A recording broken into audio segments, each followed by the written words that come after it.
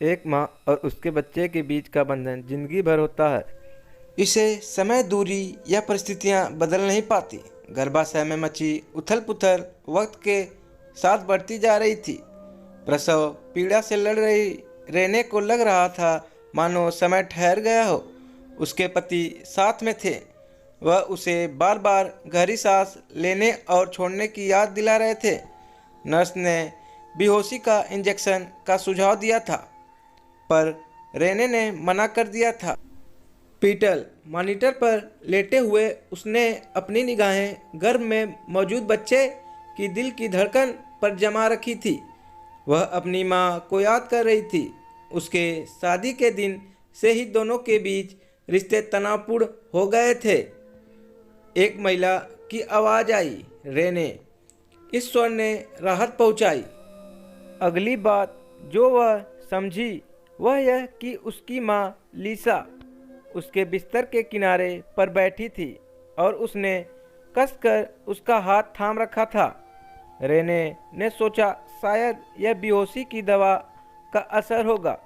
उसी वक्त रेने समझ गई कि उसे अब दर्द से मुकाबला रोकना होगा।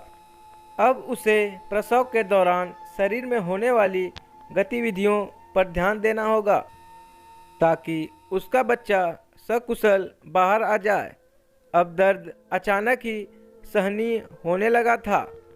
भारी गले से रेने बस केवल इतना कह सकी, आप आ गई।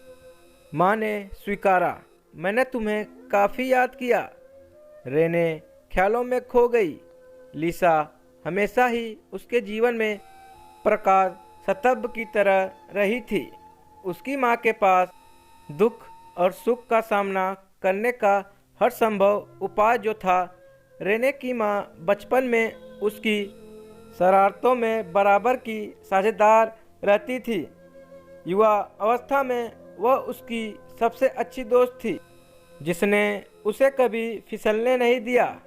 जब रेने नौकरी शुरू की तो माँ वह उसकी पंचिंग बैग थी और सदैव उसे सही राह पर चलने की सलाह देती रहती थी।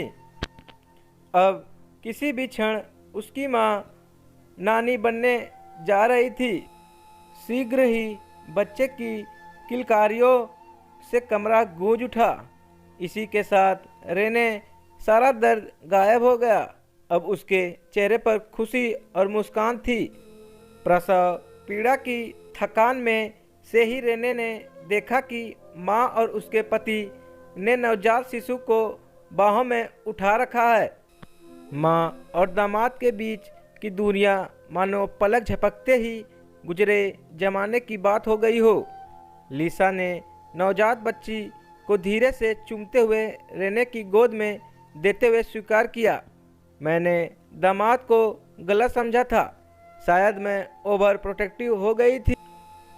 रेने मुस्कुराई, मैं पहले से ही जानती हूँ माँ। उसकी माँ ने उसे आशीर्वाद करते हुए कहा, मुझे पता है तुम बेहद अच्छी माँ बनकर दिखाओगी। रेने बोली, मेरे पास एक बेहतरीन प्रेरणा स्रोत जो है। तो दोस्तों, यह थी हमारी आज की कहानी। आपका क्या कहना है इस कहानी के बारे में, हमें कमेंट कर ज़रूर बताएं। वीडियो को लाइक करके चैनल सब्सक्राइब कर लीजिए। साथ में घंटी पर दबाकर आल पर कर लें ताकि हमारे आने वाली वीडियो आपको तुरंत मिल जाए। मैं मिलता हूं आपसे अगली वीडियो में। तब तक के लिए धन्यवाद।